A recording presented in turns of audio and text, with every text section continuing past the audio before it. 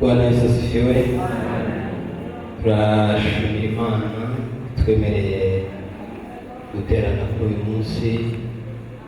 Imana yatugiriye neza, twebwe abavuga namwe mwumva, twese dusanze imbere yayo. Turashimira Imana rero ko Imana yatugiriye neza, Imana yacu ihabwa icyubahiro. Nanone kandi turashimira Imana ko guteranira hano twari tubakumbuye cyane. Ko uyu munsi Imana yashimye ko turi guterana namwe, kandi bimwe mu byo twari dukumbuye twamaze kubibona.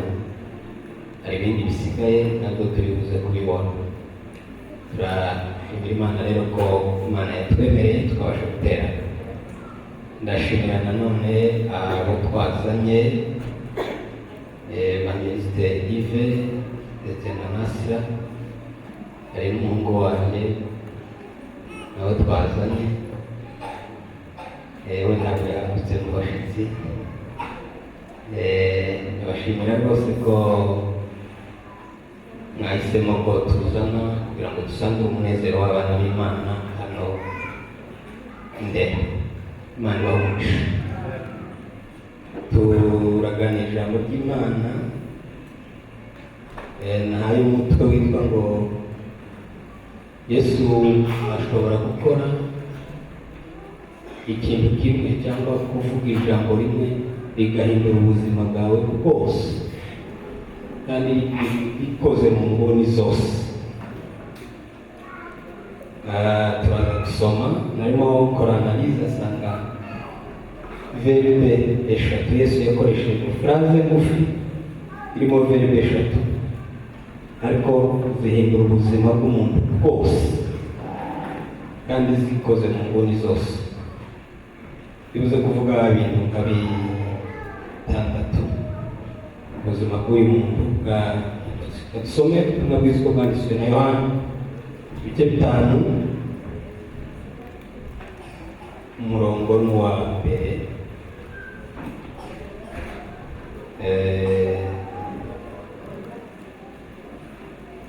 Turarangiza umurongo wa 14. Ubutumwa bwiza bwanditswe na Yohana. Abo duhanije Bibiliya, verisiyo ya Bibiliya ni urupapuro rwa 98.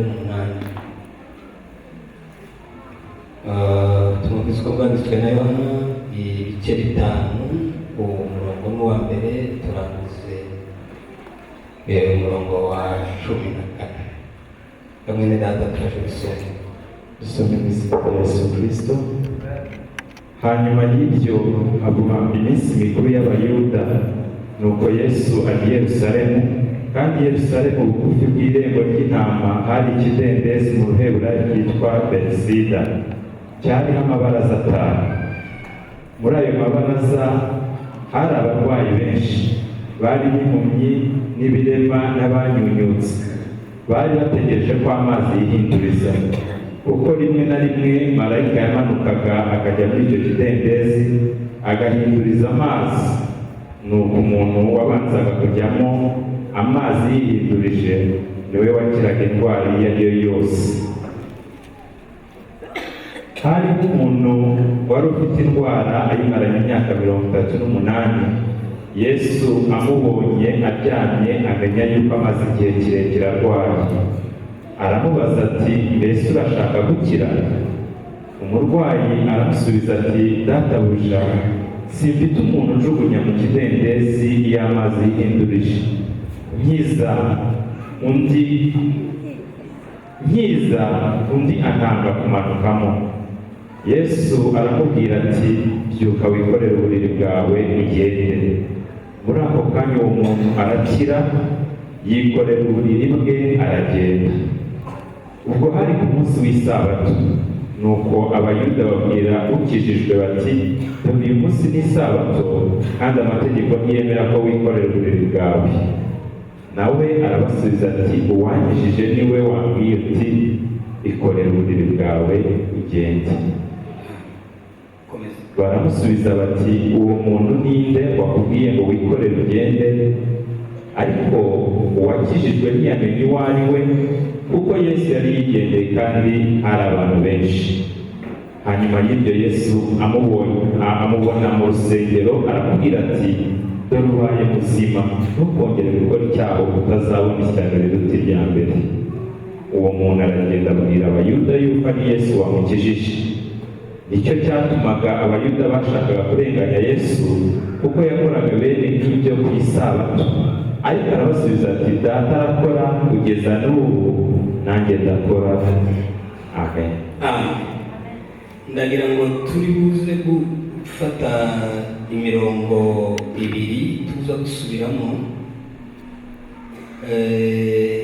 Umurongo wa 7, uwa 8 n'uwa 11. Sinzi niba hari ufite indi verisiyo. Ufite Bibiliya ijambo ry'Imana?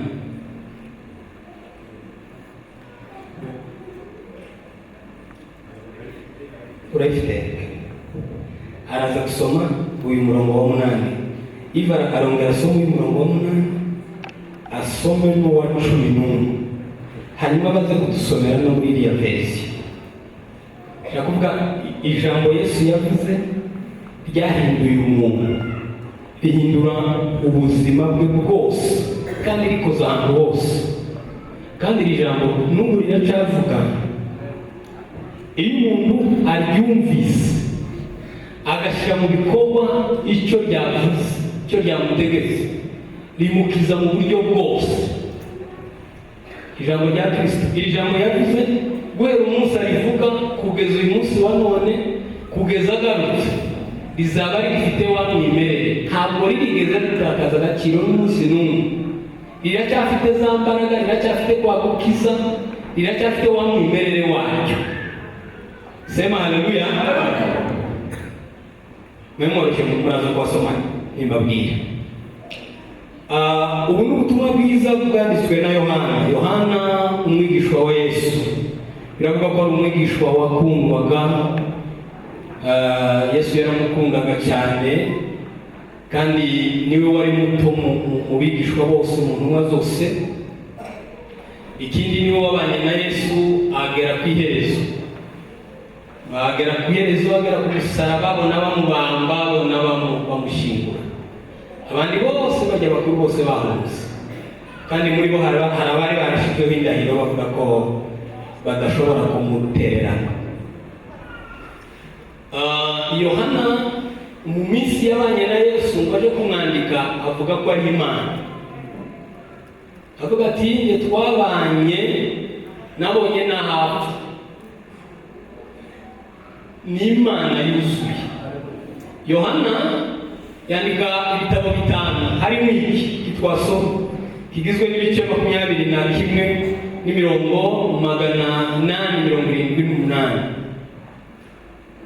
Yohana uyu yabanye na Yesu iminsi yose Yesu yabaye hano mu isi. Yandika iki gitabo. Muri iki gitabo yavuzemo Yesu gusa niwe yagiye avuga, nta kandi kantu yigeze avuga. Igice cya mbere yavuze ukunda ijambo w'Imana, umuremyi w'ibintu n'abantu, umuremyi wari ibintu byose. Igice cya kabiri avuga ukuntu Yesu yatashe ubukwe bw'i Kana y'i Galilaya, avuga ukuntu yahinduye amazi kuba divayi. Igice cya gatatu avuga ukuntu yahuye n'umufarisayo ukomeye w'umunyamategeko witwa Nikodemu.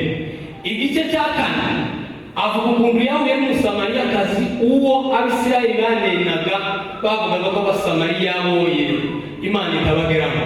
Igice cya gatanu cyo twasoma avuga noneho ukuntu yasanze umuntu abandi bari baratereranye. Sema haleluya. Avuga ukuntu yasanze umuntu abandi bari baratereranye, we amwitaho. Igice cya gatandatu avuga ukuntu Yesu yavuze ko ari we mutsima wamanutse ava mu ijuru. Mu gice cya karindwi avuga ukuntu Abayuda bohereje abasirikari kuza kumufata ngo bashike basanga ari muri disikuru, karavuga ibintu byiza. Abasirikari bagura imbaraga zo kumufata basubira, baravuga ngo umugabo twabonye, ngo kuva twabaho ntiturabona umuntu wigisha rero kwiyamura. bateye ubwoba, arambika abigishwa abigisha bose twigeze tubona. Igice cya 8 avuga ukuntu Yesu agira imbabazi ziruta iz'abantu. Avuga ukuntu bamuzaniye umugore basanze yakoze ibyaha, baramubwira ngo ntabwo bamutera amabuye, ngo abarebamo. Yesu ngo abarebyemo ibyaha byari bibarimo biruhuka. Yesu iyo mukubitanye amaso, ikintu cya mbere uzabona n'ibyaha byawe biriruhuka, ngo byiruke barahunga. Wa wundi baregaga Yesu aramubabarira. Sema haleluya. Igice cya 9 avuga umuntu wavutse ari impumyi, noneho atariho ntango w'amaso. Yohana ukuntu Yesu yamuhumuye ariko ari n'amaso, ngo akira hasi, ngo amacandwe yatobesha kondo, ngo akamusiga ku maso, arashushanya akabaye ijisho, ngo arangiza aramubwira ngo ngemije koga. Impumyi itangira guhumuka itarahumuka, wiriruka. Abantu barayikutira, iragenda ijya koga mu kidendezi cy'Isilowamu, igaruka yahumutse, igenda ivuga ibitangaza. Sema haleluya. Igice cya 10 Yohana avuga ukuntu Yesu yidekaranye, aravuga ngo nije mwungeri mwiza. Sema haleluya. Nije mwungeri mwiza, kandi umwungeri mwiza apfira intama ze. Ntabwo meze nk'abariya mwungeri banyu, oya, ndi umwungeri mwiza, umwungeri upfira intama ze. 11 Yesu akora agashya, azura umuntu, wanasifiwe, azura umuntu wari umaze iminsi 4 ari mu mva, yarapfuye, yarasinziriye, barahebye baravuga bati uriya ntakibaye. 12 avuga ukuntu hari umugore wamumenye neza, wamumenye wari indaya Yesu yari yarakijije, aramumenya Yesu neza, amenye wari, amusiga ngo amavuta y'igiciro cyinshi. 13 avuga ukuntu Yesu yikishije bugufi, aba umugaragu w'abigishwa, ngo aboze ibirenge. Tuseme amen. 14 avuga ukuntu Yesu yavuze ko ari we nzira, ni inzira n'ukuri n'ubugingo, nta muntu uzagera kwa Data ndamujyanye, wenyine gusa niyo nzira itugeza ku Mana. 15 avuga ukuntu ngo ari umuzabibu w'ukuri, natwe ngo tukaba amashami. Buriya turafashe kuri Yesu.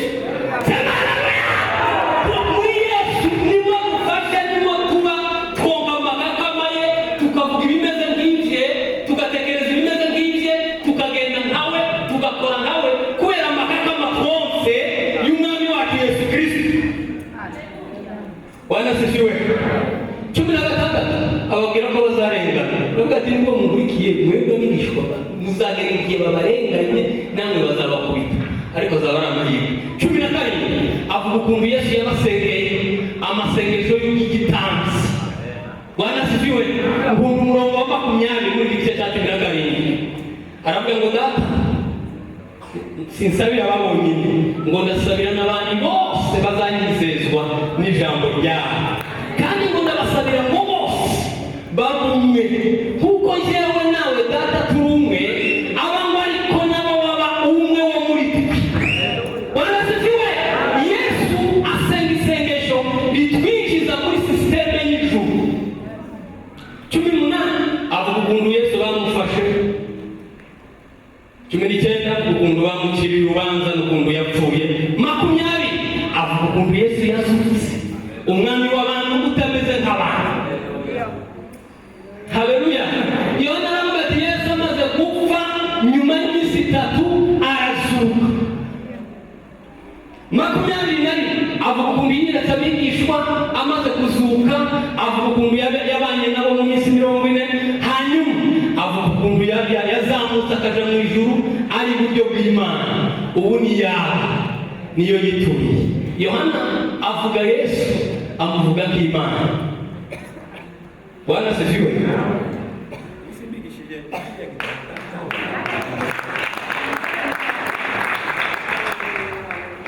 Eka tugaruke ku gice twasoma, tuvuge ngo amen. Yesu agera ku kidendezi cyitwa Betsaida, ngo cyari hafi y'irembo ry'intama. Iyo usomye mu gitabo cya Nehemiya usanga barasanye amarembo 11, ariko irembo ry'intama barisana mu buryo bubiri, aho kwinjirira n'aho gusohokera. Bari bategereje ko Masiya umwami wabo azaza akinjirira mu irembo ry'intama,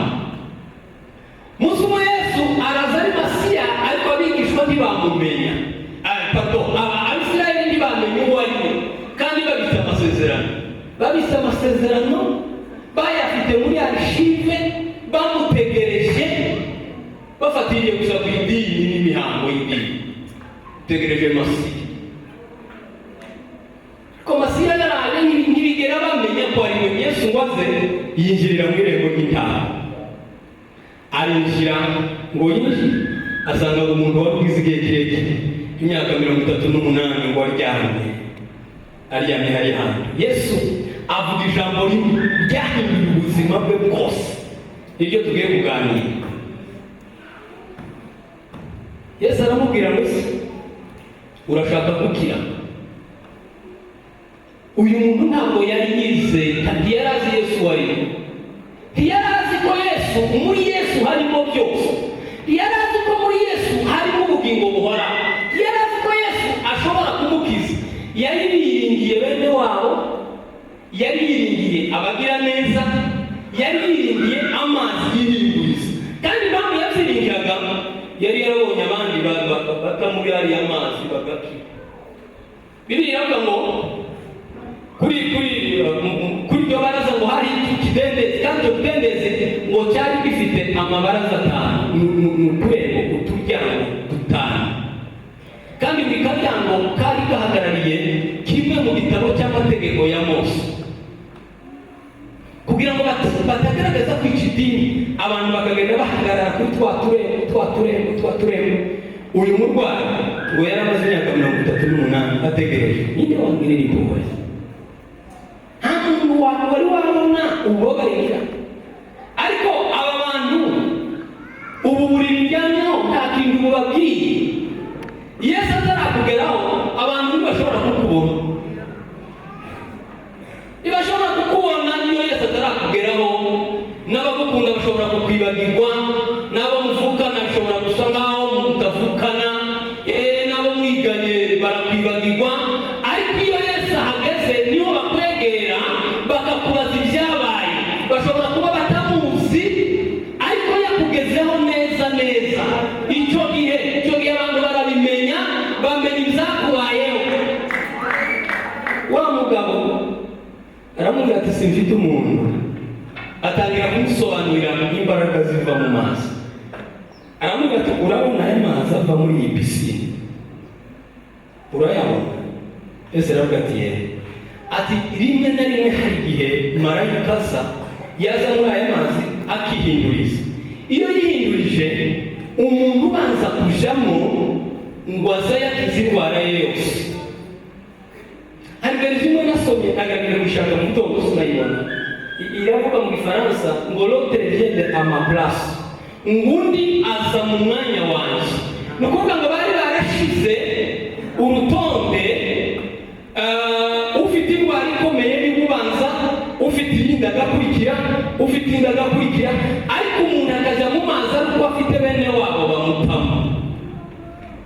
Uyu mugabo arabwira Yesu ati iyo igihe cyanjye cyarageze, reka ntutekereze, ntumenye, ntubone ko maze igihe kirekire hano.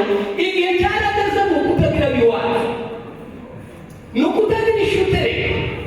Ariko igihe cyarageze. Sema haleluya. Iyi mvuga abantu barayigira nyine, umuntu adafite umufata amaboko ngo hari igihe bidakunda. Yesu wenyine, Bwana asifiwe. Yesu afite imbaraga zo kugufata amaboko, agafata amaboko yawe, kandi avuze ijambo rimwe gusa. Iyo ayivuze ukarishyira mu bikorwa, icyo gihe ubuzima bwose burahinduka. Warangiza Yesu amubwira ijambo. Wabonye yambere? Guys,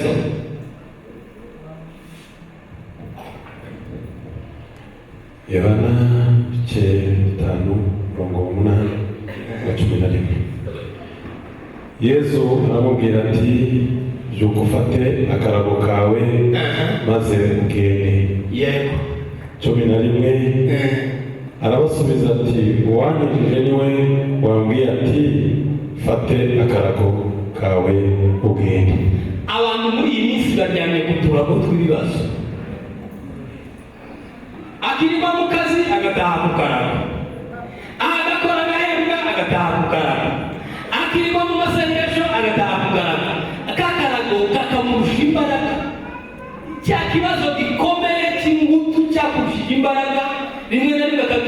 bikakuzanira ibikomere ukavuga ngo ni ukutagira abakwitaho, ni ukutagira abiwanyu, abandi barakwanze, abantu muri iki gihe babaye babi.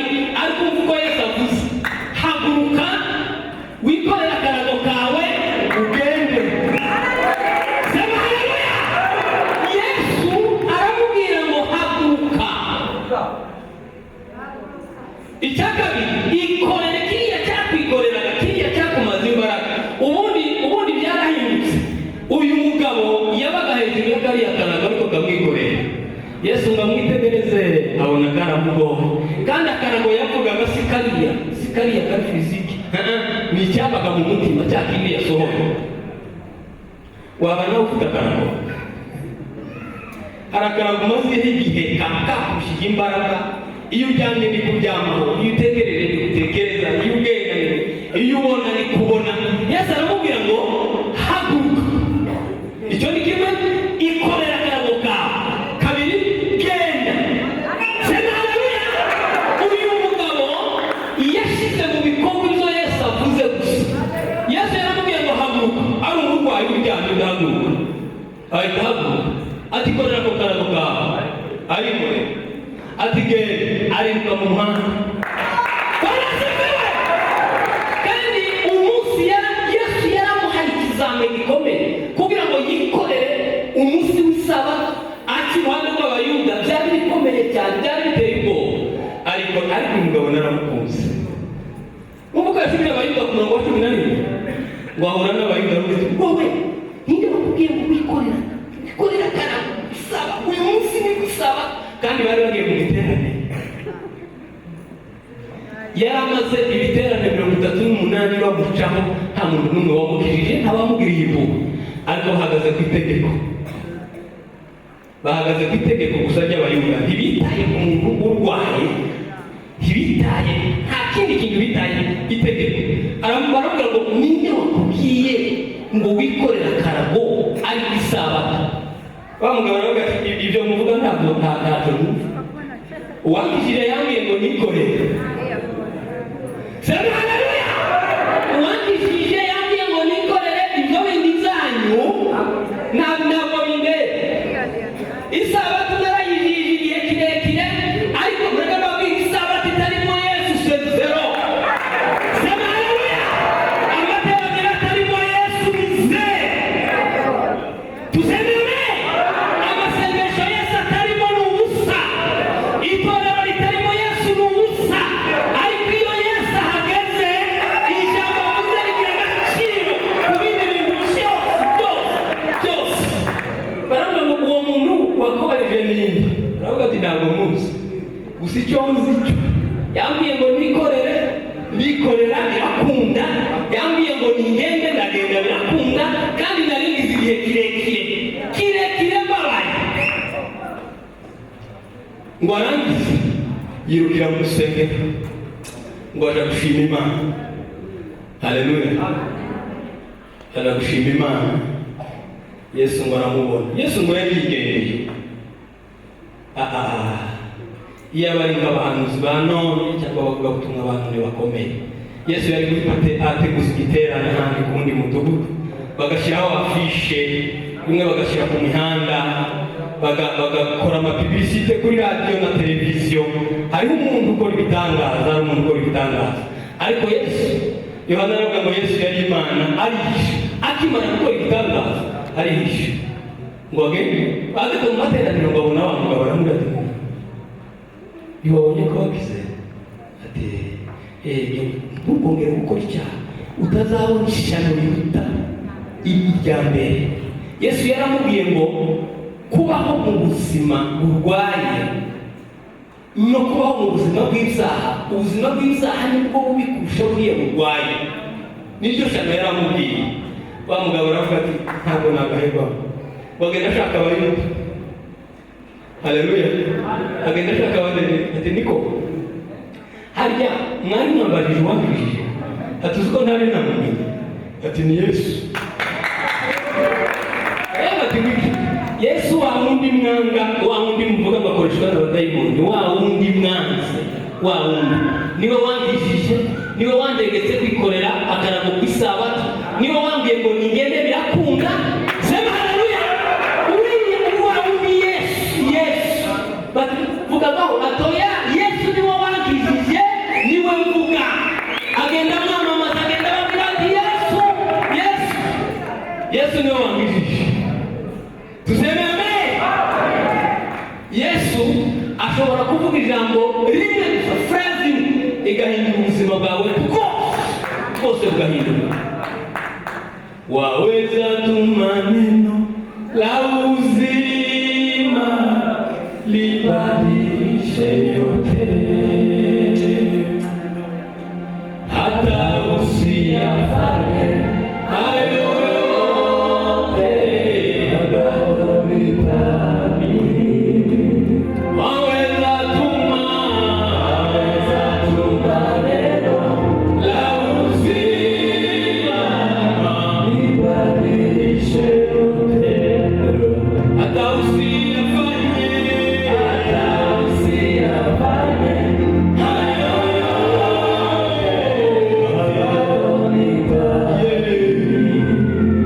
Waweza tuma neno la uzima libadilishe yote, hata usiyafanye. Ariko Yesu wahageze akizwa na phrase ntoya igizwe na verbe eshatu. Yesu aramubwira ngo haguruka, ikorere, genda. Wanasifiwe. Haguruka. Birashoboka ko hari byinshi uryamyeho by'igihe kirekire. Va ku bantu, reka ku bantu, reka ya magambo ariya ni amatiku. Haguruka. Icya kabiri, ikorere. Icya gatatu, genda.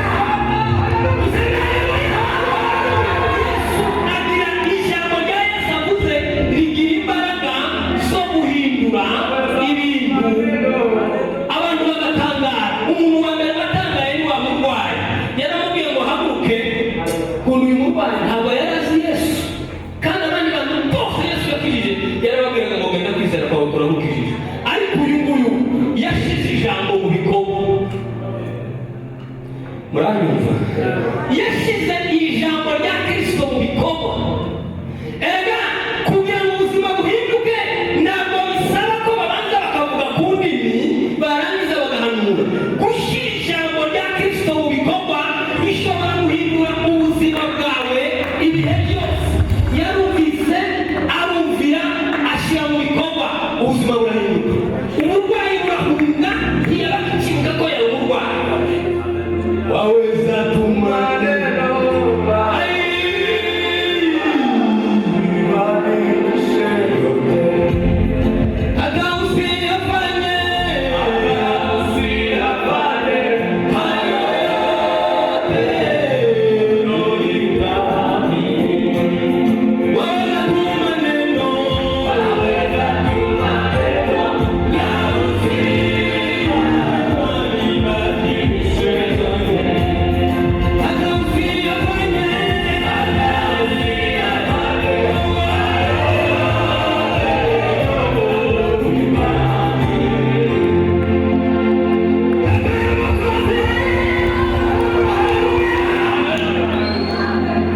icyakabiri, yari umuntu utagira abandi, umuntu watawe. Se turamufasha azagereruke, umuntu warwaye imyaka 38, uriya aracyafite ubuzima, yoba muzima, akongera akabaho, yokora.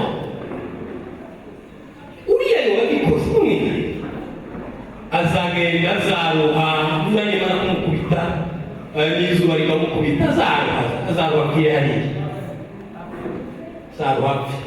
Umuntu utagira abandi. Ariko Yesu, Bwana asifiwe.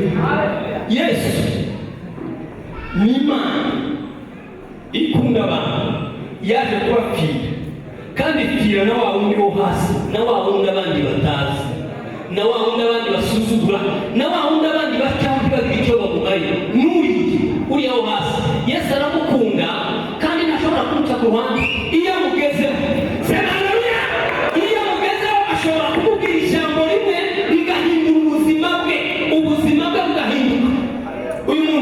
cya mbere yabwiye Yesu cyangwa atereka ikibazo ntikiri mu burwayi, oya, ikibazo kiri kutagira abantu, ikibazo ni amashuri se, diplome na jenoside, ariko ikibazo ntawe ufata ukuboko. Abandi se bakora imirimo uragira ngo barandusha ubumenyi, ariko ntaba. Yesu ntagombera imiryango, ntagombera imiryango. Yesu oya, ntagombera sevendendi ihambaye, oya, ntagombera ko abantu babe bakuzi benshi, oya, ntabyo abaza, byose arabizi. Apfa kuba wumvise icyo yavuze. Problème y'ahantu babiri, ahambere ni ukutumva uko Yesu avuze, aha kabiri ni ukudashyira mu bikorwa ibyo Yesu yavuze. Ntimubona uko mvuga? Hari umuntu wumvise kariya karago yumva aragafite, ariko kubishyira mu bikorwa biramunanira. Ndaza kubasaba tuze guparatika n'isoza. Buriya hari umuntu neza wumvise ko aba ku karago, ariko Yesu ngo amugereho. Yesu umwami w'abantu udasuzuma, aramukiza, ubuzima burahinduka. Gatatu, uyu muntu amateka ye yarahindutse. Yari umurwayi iminsi yose yamaze arwaye, nta muntu n'umwe wigeze amukesiyona, wigeze amubaza ikibazo. Kuba hano umaze igihe kingana iki? Kubera iki abandi bakira wowe ntukire? Nta muntu n'umwe wamubajije, ariko amateka arahinduka. Yesu amugezeho, amugeze iruhande gusa. Abafarisayo nibo baje kumubaza amakuru. Bwana asifiwe. Abandi bakomeye baje kumubaza amakuru, ni ibiki wakoze? Ibyo wakoze ko bitemewe. Ntibigeze bamubaza ngo se urinde, umaze igihe kingana iki? Reka da, amateka yari yahindutse. Yawezekana kwamba umepitia mambo magumu, tena yawezekana historia yako sio nzuri, lakini jipe moyo, ndivyo Bwana asema. Jipe moyo baba, vumilia ndugu, kaza mwendo tu, Mungu wako anakujali. Songa mbele, wewe songa mbele tu. Fanya neno la Mungu aliyosema kwako, usikate tamaa, kaza mwendo tu, ukaribu kufiki ahadi yako.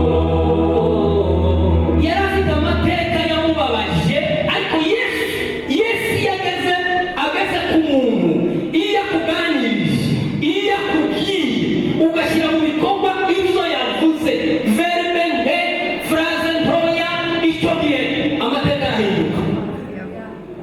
Icya kabiri, yabaga muri target y'idini ku kidendezi, iruhande rw'irembo ry'intama, hafi y'aho bakorera ibiterane. Ni umuntu wari warababariye mu rusengero. Mwabyumvise? Yabaga ku kidendezi. Icya kabiri, iki kidendezi cyari iruhande rw'urusengero. Icya gatatu, hari n'irembo ry'intama aho bari bategereje Masiya. Icya kane, niho bari bagiye gukorera ibiterane. Bibiliya yavuze ngo hanyuma y'ibyo ngo habaho iminsi mikuru. Ni hanyuma y'ibihe. Yesu yari amaze kuganira n'umusamariyakazi, asize yakije umuriro i Samariya, yihutira mu giterane.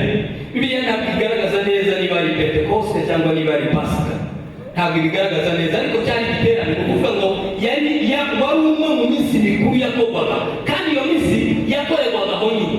Ariko uyu muntu yarahabaga iminsi yose. Umuntu akaba ku irembo ry'intama ritegereje Masiya, akabona abandi barakize, umwe yakize none, undi yakize ejo, undi yakize ejo bundi, umwaka ugashira hakize nka 40 ingahe, uwundi ugashira hakize nka 40 ingahe, we yibera gusa aravuga ati ibyo byose bikazapfira hano ku rusengero. Buri abantu benshi bari iruhande ku rusengero ariko barafashe idini itariho Kristo. Niyo mpamvu hari ibidahinduka, bameze nk'abayuda bamubajije ngo se niyo mpamvu yatumye wikorera uburiri ku isabato. Icya gatatu, cya kane, yari mu buzima bwo kwiringira ibitangaza. Hangiye ati yari mu buzima bwo kwiringira ibitangaza ariko adategereje nyiri gukora ibitangaza. Abantu benshi bakunda Yesu bakorera ibitangaza, abantu benshi bakunda Yesu hano mu isi ariko uje mu ijuru babe bamureze. Yesu hano mu isi agira ibyo ahindura. Yesu utanga amazu, Yesu utanga amamodoka, Yesu duhindurira ubuzima, Yesu tutabara. Umubayeri wo kudufasha hano mu isi. Abantu benshi niwe bashaka kumva, niwe bashaka ko bakoraho, niwe bashaka Yesu bakwitira babandi babanga, bashaka Yesu bazamura kugira ngo babavuze nabi babone bagiye hejuru, bashaka kuriya Yesu. Ariko Yesu tukura hano mu isi akatujana mu ijuru n'ibitangaza, ntabwo abantu bamushaka. Uyu nibwo buzima yarabaye. Reka nzarebe ko zagira Imana, zagira amahirwe byibura umuntu akangirira imbabazi, akanyicara iruhande, akanda mu mazi, nanjye ngabona igitangaza. Ariko umwami w'igitangaza wanasifiwe, umwami w'igitangaza ngo amugeraho. Bibiliya yavuze ngo amwitegereje abona ngo agize igihe kirekire ababaye, abona agize igihe kirekire arwara, abona agize igihe kirekire aryama, abona icyo akeneye atari igitangaza kiva mu mazi, ahubwo abona akeneye umwami nyir'ibitangaza. Yesu aramubwira ngo haguruka, ikorere uburiri bwawe ugende. Uyu mugabo abishyize mu bikorwa asanga birakora. Ariko Mandela nasomye avuga ngo abayuda baramubaje, mbese ninde wakubwiye gukorera uburiri? Baravuga ngo ntamuzi. Ariko ngo akomeza kwikorera uburiri, akomeza aragenda, ariko ngo agenda umutima ubabaye. Ariko umuntu wakijije sinamumenya ninde wakijije. Uriya muntu wakijije adakoresheje amazi, atarize marayika ngo aze amazi yihindurize. Buriya hari undi muntu ufite ziriya mbaraga zimeze kuriya. Ninde twahuye? Umuntu twahuye ninde? Ngo agenda yibaza mu mutima, ninde muntu twahuye? Icyampa ngo menye uko twahuye, nzabona uko mbwira abandi, nzavuge imbaraga z'uriya muntu twahuye. Ngo agenda yibaza icyo kibazo, yibaza uriya muntu twahuye se ni muntu ki? Ariko ni umuntu, ariko ni muntu ki? Ko ntabwo bavuga ko abandi bancaho niziye ngo yangiriye, niziye mbabazi yangiriye. Ageze mu rusengero ngo asangamo Yesu. Sema haleluya. Kandi n'ubundi yarasanzwe ajayo, ariko yajagayo Yesu atariyo. Kandi n'ubundi yari ariyo, abandi ntibamenya ko ariyo.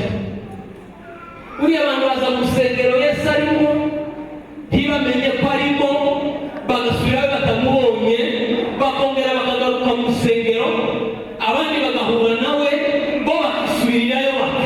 Ariko umunsi yamaze kumva ijambo, ashyira mu bikorwa ibyo Yesu yamubwiye, nanone yahuye na Yesu abari bamumenye. Ngo amare kumumenya aja kumwamamaza, aja kuvuga uwo yahuye nawe. Nimureke ndirimbe nawe na Mesiya, ndaligura no Mesiya, si bisanzwe uwaho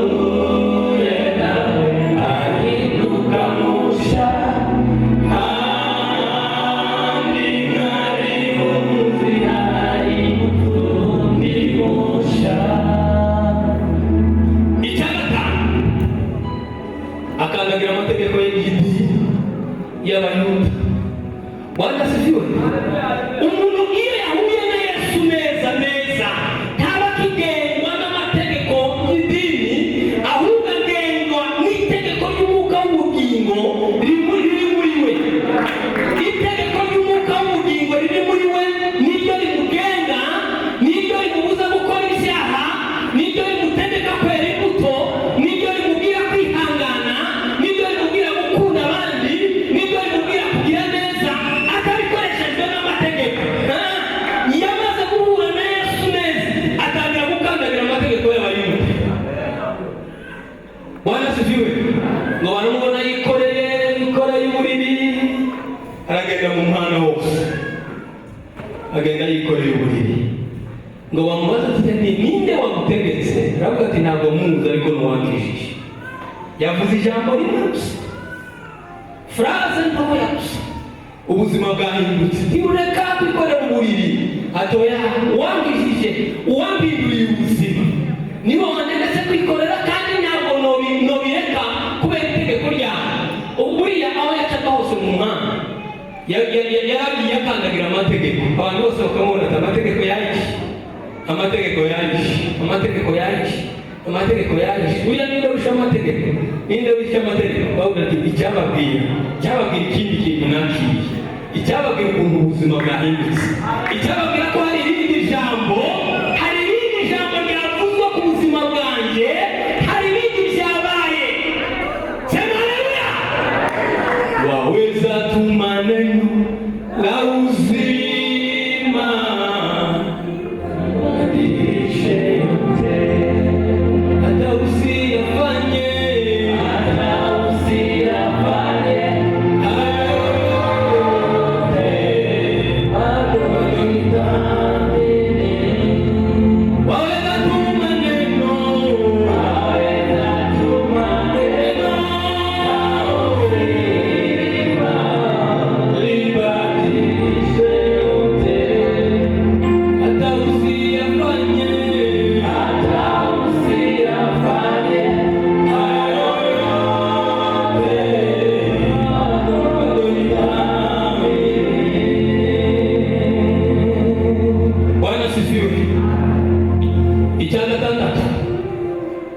yafashe umugambi wo kwamamaza Yesu.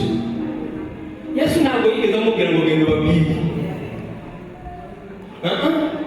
Yesu yahaye abigishwa rekomandasiyo, amaze kubuzuza mu ijambo arababwira ngo mugende muvuge, muhindure abantu bose kuba abigishwa banjye.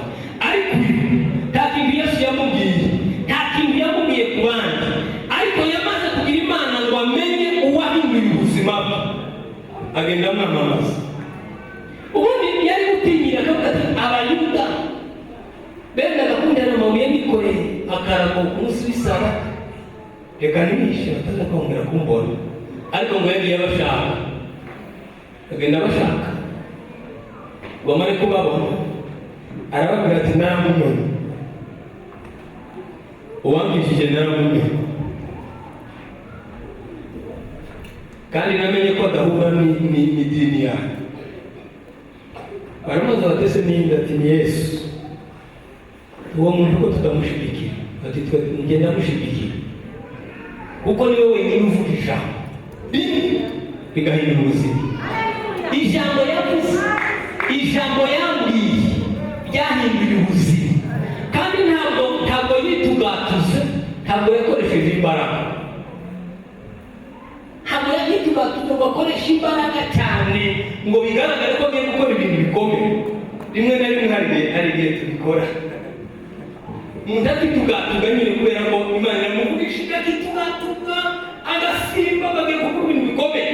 Ariko ijwi rya Yesu riraryoroheje, riba ritujije, riba ryoroheje, ariko muri ryo harimo ubugingo, muri ryo harimo ubuzima, muri ryo ribasha guhindura, muri ryo rihindura ubwenge n'ibitekerezo, muri ryo rihindura imibereho, muri ryo rihindura amateka, muri ryo rikura umuntu aho yari ari, muri ryo rivura imibabaro, muri ryo rikiza agahinda, muri ryo rihindura amateka.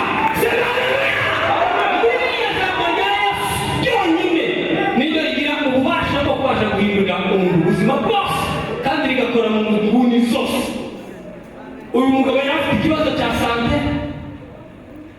Yesu agikoraho. Yari afite ikibazo cya community, cya sosiyete, Yesu agikoraho. Yari afite ikibazo cya religion, Yesu agikoraho. Yari afite ikibazo cya environnement, iki kidendezi gitangiza, Yesu agikoraho. Kandi agikoraho akoresheje phrase ngufi: haguruka wikorere uburiri bwawe ugende. Abivuze ibyo Yesu, iryo jambo ryonyine ritanga ubuzima, ritanga ubugingo, rivura imibereho n'abandi, rivura imibereho y'umukikije, rivura imibereho y'ubuzima. Umuntu aba muzima, atangira kuvuga, atangira gusobanurira abayuda Yesu wari we. Yesu ashobora kuvuga ijambo rimwe rigahindura ubuzima bwawe. Witeguye ko hari icyo Yesu yovuga?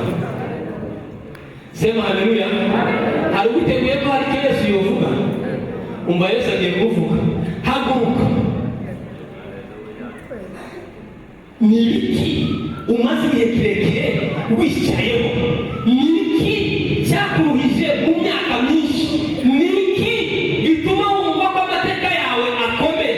Ni iki wicara utekereza buri munsi? Ni iki urara utekereza ijoro rigacya? Yesu aravuze ngo haguruka. Icya kabiri, gira ububasha kuri cya kindi cyari kigufiteho ububasha. Bwana asifiwe. Gira ububasha ku cyari kigufiteho ububasha, nurangiza ukigira ute? Ukikorere. Hanyuma nurekera, nurangiza ukigira ute? Ugende. Bwana asifiwe. Ugende. Nyuma yo kugenda, abazakubaza uzababwire ko Yesu yavuze neza. Bwana asifiwe. Nawe nibakubaza ukora n'amahoro, nawe uzababwire Yesu wangiriye neza. Nibakubaza ukora n'ibyishimo, nawe uzababwire Yesu wangiriye neza. Nibakubaza ukora n'amahoro, nawe uzababwire Yesu wangiriye neza. Kabasabe dukuratike tubishyire mu bikorwa. Nikitekereze, ntabwo uri bukivuge. Nabizi ko dukunda ibintu by'ibanga. Birashoboka ko uzakivuga cyaturitse, ariko tekereza, ni ikihe kintu cyabujije amahoro umutima wawe? Yesu yavuze ngo haguruka ukigire ububasha, ukikorere, nurangiza ugende. Va muri ya pozisiyo, va muri ya pozisiyo umazemo igihe kirekire, niko ijambo ry'Imana ryavuze. Mureke mbasabe duhumirize, dutekereze. Tekereza, ni iki?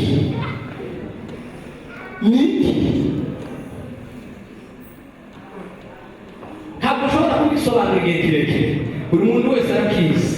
Hari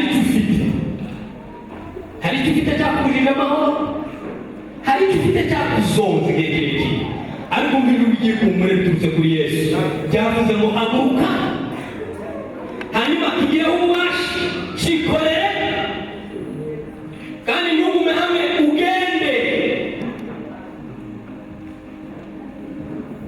Kabasabe muhaguruke. Ubu ufite ikintu afite mu mutima, nahaguruke kandi wumva bagihagurukanye mu isi y'umwuka. Wumve ko bagihagurukanye. Egera Imana yawe, egera umuremyi wawe, egera umwami wawe. Umwami Yesu ari hano. Sema haleluya. Umwami Yesu ari hano, aragusaba ngo hagurukana cya kindi, kandi hagurukana kijya kiremereye, kijya gikora ku mateka, kijya kigiye kirekire. Nurangiza ukikorere.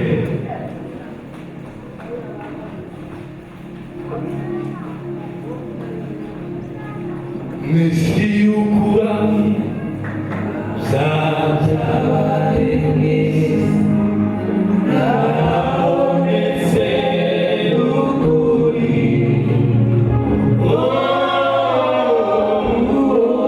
Uriwe umwana w'Imana, watange rimwe mu bwacu. Ari igishimo.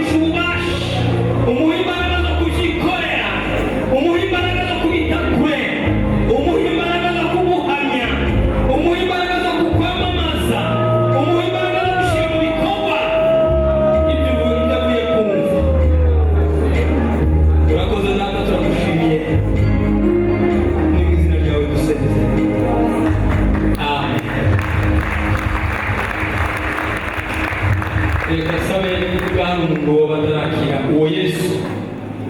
Nicyo kibanza cya mbere ni ukumwakira, cya kabiri kumva icyo avuze, icya gatatu ugashyira mu bikorwa ibyo Yesu avuze. Niba hari umuntu muri twe, niba hari umuntu waba uri muri aya materaniro utarakira Yesu nk'umwami n'umukiza we, ushobora kuzamura ikiganza. Amara